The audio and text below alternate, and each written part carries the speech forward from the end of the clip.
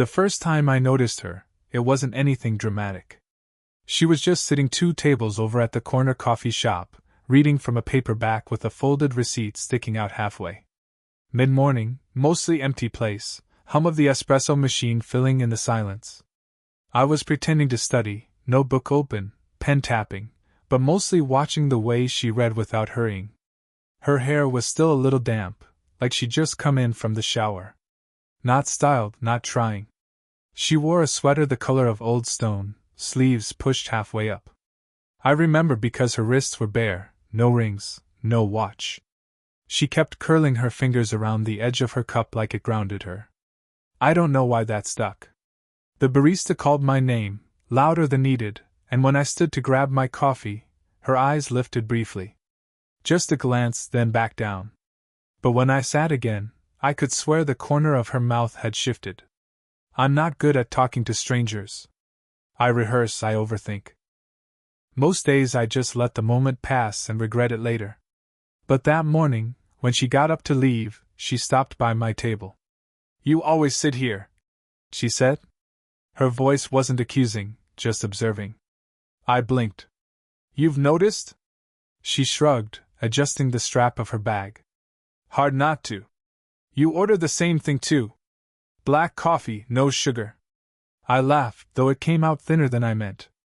"Yeah. Not very adventurous, I guess." That almost smile again. "Or just steady." Then she walked out, leaving me staring at my untouched notes, pen frozen above the page. The next week, she was there again. Not every day, not predictable, but enough that I started checking the corner table first. Sometimes she'd already be there, sometimes not. We never sat together, but our exchanges grew, small, uneven, half conversations. "You tap your pen when you're stuck," she said once, eyes on her book. "Bad habit," I muttered. "Not bad. Just loud?" Her tone was dry, but her eyes flicked up quickly, like she was waiting to see if I'd catch the joke. I did, and for the first time I saw her laugh properly, short, quiet, real. It's strange how fast familiarity grows. Like I'd known her longer than a handful of coffee shop encounters. I'd find myself rewriting my schedule, walking in at certain hours. Not to see her. Exactly, but not to. Meanwhile, my phone stayed heavy in my pocket. I'd open chats to friends, type something, erase it, leave it unsent. I told myself I was busy, that I didn't need to share every thought. But sometimes, staring at the blank text box, I realized I just didn't have anyone I wanted to send it to. Except maybe her. Last night, I left later than usual.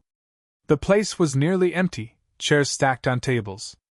She was still at her spot, typing something quickly on her laptop, jaw set like she was forcing herself through it. I hesitated at the door, then said, "You always close the place down." She looked up, eyes tired but steady. "Deadlines." Then, after a pause, she tilted her head slightly. "You wouldn't be able to handle it." "Handle what?" "This." She gestured vaguely. Her laptop, her late nights, the silence she carried with her. "The pace. The hours. The everything."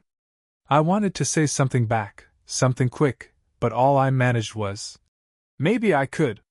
Her mouth twitched, the almost smile again, but sharper. She closed her laptop, slid it into her bag. Then, without another word, she brushed past me out the door. I stood there in the cooling air, the smell of coffee clinging to my clothes. My phone buzzed in my pocket. A message. Unknown number. "Prove it." I didn't reply to her text right away. I read it, locked the screen, then unlocked it again 30 seconds later like the words might have changed. "Prove it." No name, no explanation. But I knew it was her. That night I barely slept. I kept imagining what she meant. Prove I could keep up. Prove I wasn't just some kid orbiting her mornings? The words turned over and over until they stopped sounding like words and started sounding like a dare. The next afternoon, I went back to the cafe. She wasn't there. I sat anyway, ordered the same coffee, tapped my pen out of habit. Nothing. The chair at the corner table stayed empty. When I finally saw her again, 2 days later, she carried herself differently. Tired, maybe? Or guarded. She ordered tea this time, not coffee. When she saw me, her brow lifted like she'd been expecting me to say something. "I got your message," I said quietly. Her lips curved, just enough. "Took you long enough." I was figuring out what to say. "And?" "I don't know yet." I shrugged, suddenly aware of my own hands, the way they fidgeted with the napkin. "But I keep showing up, don't I?" That got a laugh out of her, soft, quick. She shook her head, slid into the seat across from me like she'd decided the table didn't matter anymore. We talked longer that day than ever before. Not deep revelations, just scattered truths. She admitted she'd been divorced a year. That the coffee shop was her way of being somewhere without being seen. That she hated the silence of her apartment, but hated small talk even more. I told her I was in between things, college half finished, a job I didn't really care about, nights that stretched too long. I didn't say I was lonely. I didn't have to. "Somewhere in there?" she asked. "You don't think this is strange?" I played dumb. "What is?" She tilted her head at me, eyes narrowing. "The age gap. The fact that you should be out with people your own age instead of sitting here wasting time with me." I wanted to answer right away, but the truth caught in my throat. Was it strange? Yes. Did it matter? I wasn't sure.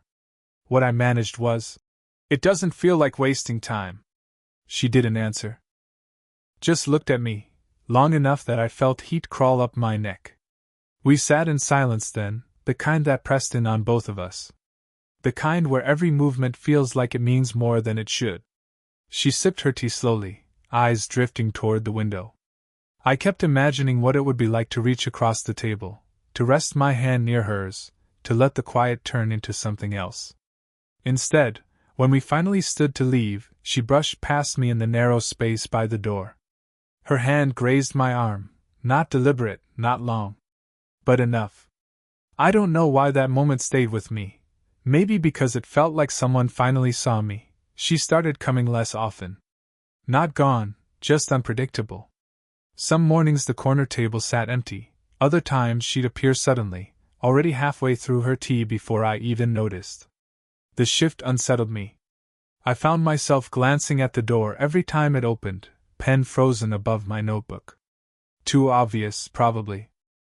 When she was there, we talked more easily now, inside jokes, little fragments of routine, but something edged in beneath it. A kind of awareness either of us named. One afternoon, I caught her watching me as I packed my bag.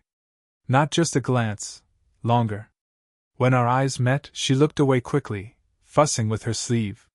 "You're distracting," she said, half under her breath. "Me?" Her lips curved, not quite a smile. "You tap your pen too much." I wanted to push, to ask what she really meant. But before I could, the bell over the door jingled and one of my friends walked in, loud, oblivious. He slapped me on the shoulder, joked about my study dates. She froze. Her gaze went sharp and distant, like shutters closing. By the time my friend ordered and left, she'd already gathered her things. "I should go," she said, voice even, unreadable. "Wait." But she didn't. That night I replayed it all. The look in her eyes when my friend spoke, the way her hands trembled just slightly as she zipped her bag. It wasn't rejection exactly. More like she'd been reminded of something, of why this wasn't supposed to happen. The next time we saw each other, the space between us felt heavier. She sat at my table for the first time, but kept her coat on, like she wasn't planning to stay. "You don't have to explain," I started, though I wasn't sure what I meant. She cut in, shaking her head. "I'm not explaining. Just," she sighed, staring at her untouched cup. "This isn't simple." Her voice cracked a little at that last word, and something in my chest tightened. I wanted to say, "It doesn't matter." I wanted to promise I wouldn't tell anyone, wouldn't make it complicated. But the words jammed up. Instead, I reached out, fingertips brushing the folded napkin she'd been twisting in her hands. Her eyes followed the movement, then lifted back to mine. The silence stretched thin. "I don't know what you think this is," she whispered. Neither did I. But in that moment, it didn't feel like coffee shop conversations or age or whatever rules she thought we were breaking. It felt like gravity. I leaned forward, just a little, just enough to test the air between us. Her breath caught, her lips parted slightly. For a second, it was there, the possibility. Then she pulled back, not sharply, but with finality. "Not here," she said. And just like that, the line stayed unbroken. It happened on a Sunday evening. Cooler than usual, the kind of air that makes you walk slower without meaning to. I'd stopped by the cafe, but it was closed early. As I circled back toward home, I saw her sitting on the bench just outside the park entrance, coat pulled tight, hair loose around her shoulders. I almost kept walking. Almost. But she noticed first. Lifted her head, caught my eye, and gave a small nod like she'd been waiting. I sat, leaving a polite space between us. The wooden slats were cold through my jeans. Neither of us spoke at first. Just the hum of traffic a block away, the dry rustle of leaves. "You disappeared," I said finally. "I was working." Her voice was low, tired. Then, after a beat, "And avoiding." I glanced over. "Avoiding what?" She folded her arms tighter, eyes fixed ahead. "This." The word hung between us, sharp and fragile at once. I didn't answer. Couldn't. After a while, she sighed. "You don't get it. You can go home tonight, shrug this off, meet someone closer to your own world. And me? I'm the one who wakes up tomorrow wondering if I crossed the line just by sitting here." I wanted to protest, to tell her it wasn't like that. But part of me knew she was right. And part of me didn't care. "You think I don't wonder?" I said. "I do. Every time I walk in there. Every time you look at me and then look away." She turned then, really turned, eyes searching mine. For once she didn't hide the exhaustion in them. Or the wanting. "Don't," she whispered. "Don't make this harder than it already is." Silence again. Heavy, almost unbearable. A group of joggers passed, their shoes slapping pavement, breaking the spell for a moment. When they were gone, she reached into her bag, pulled out a thermos, unscrewed the lid. Steam rose in the cool air. She poured some into the cap and held it out. "Tea," she said simply. Our fingers brushed when I took it. Not long, not deliberate. But enough. I sipped, more for something to do than out of thirst. "I used to come here when my marriage was falling apart," she said, eyes on the dark path ahead. "Sat on this exact bench, trying to figure out if I was making a mistake. I never really stopped coming." I didn't know what to say to that. I just stared at the thermos, the steam fading into the night. Finally, I muttered, "Maybe it's not a mistake." She exhaled, almost a laugh, almost a sob. "You don't know what you're saying." "Maybe I do." The space between us felt like it was collapsing. My hand tightened around the thermos, her shoulder just close enough that I could feel the warmth through her coat. For a moment, I thought she might lean in. Or maybe I would. Instead, she turned slightly, voice barely above a whisper. "What happens if we don't stop?" The night on the bench left me restless, wired in a way I couldn't explain. I half expected her to text me again, something reckless, something daring. Instead, nothing.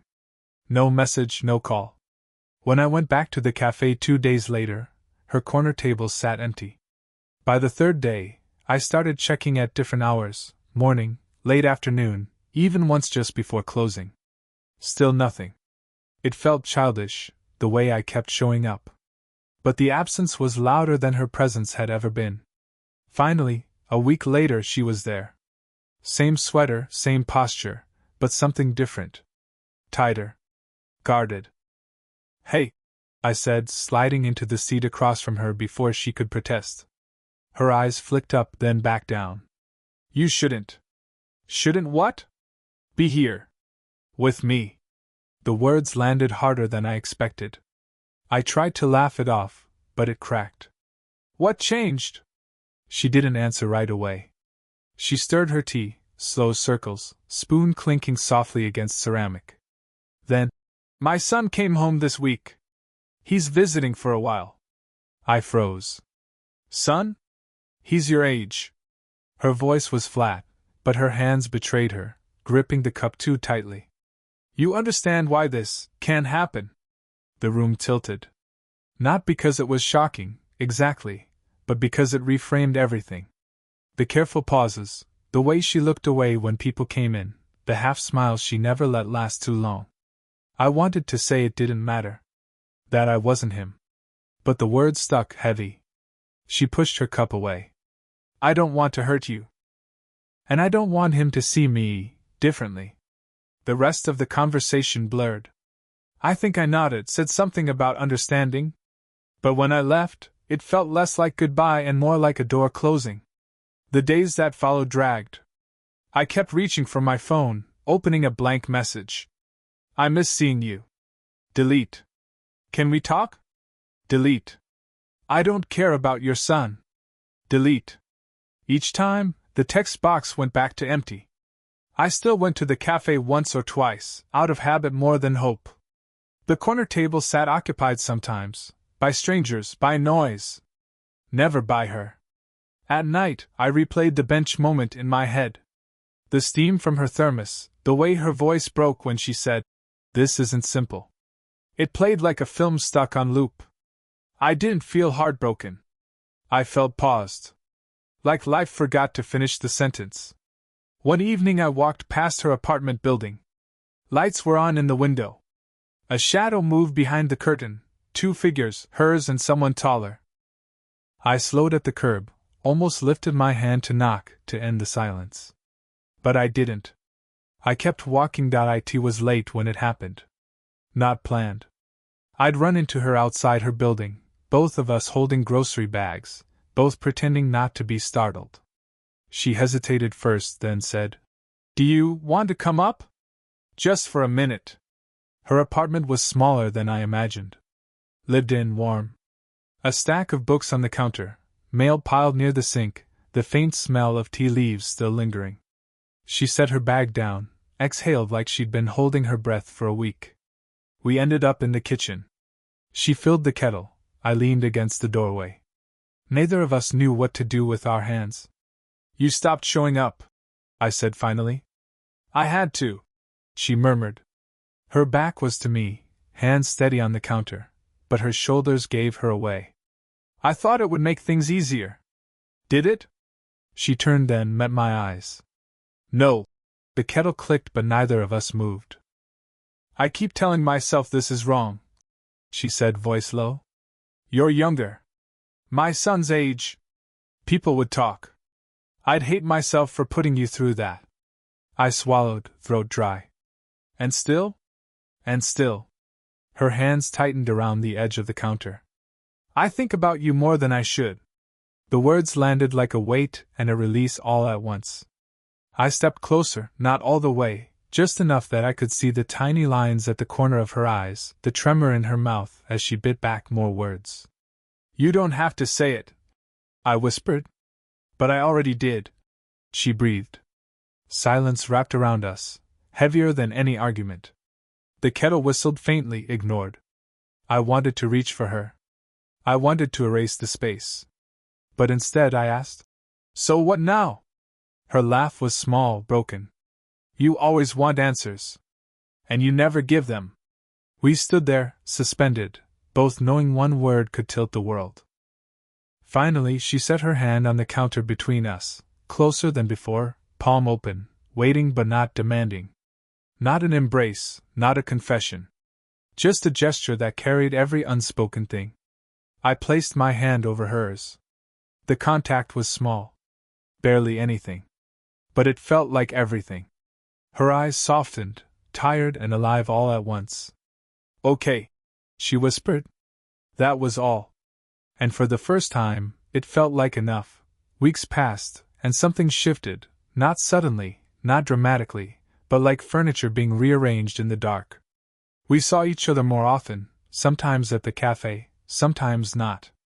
Sometimes it was just walking back from the store at the same time, carrying bags side by side. The urgency that had once pulled at me dulled into something steadier. I still noticed the pauses, the glances, the way her sleeve slipped down her wrist. But I didn't count every silence as a test anymore. It was just her. We started sharing small parts of our days. I'd bring coffee over when she forgot, black for me, green tea for her. She started leaving her window light on late, and I'd text her a picture of the clock when it struck 8:47 a.m., an inside joke from the morning we both showed up too early and waited outside together. She never replied with words, just a photo back, steam rising from her thermos. That was enough. One Sunday, we found ourselves at the park again, the same bench. No confessions, no arguments. Just sitting. The leaves had changed since the last time, a carpet of gold and rust gathering at our feet. She leaned back, eyes half closed, and said, "This is the first time I've sat here and not felt like I was waiting for something bad to happen." I didn't answer. I just slid the thermos she'd brought closer to me, unscrewed the lid, and poured 2 cups. She smiled faintly, watching me fumble with the cap. It wasn't perfect. Some days she pulled away, retreating into herself. Some days I did, too, still second-guessing what people might think if they knew. But then we'd end up at the cafe again, or standing in her kitchen with mugs in hand, and the doubts quieted. One evening, she caught me staring at her books piled haphazardly by the couch. She shook her head, amused. "You're judging my mess." "I'm not," I said. "I like it. Means you actually live here." That made her laugh, real, unguarded. And for a second, I felt the same warmth I'd felt the first time she laughed at my pen tapping. A loop closing in its own way. We never put names to it. Not relationship. Not future. Just something that fit into our lives without asking to be explained. The last time I thought about leaving things unsaid, I remembered her question from that night on the bench: what happens if we don't stop? Now I think I know. We don't stop. We just keep going. Black coffee, green tea, the same bench, the same quiet mornings. And that's enough. Did this story stay with you? What kind of quiet, real love stories do you want to hear next?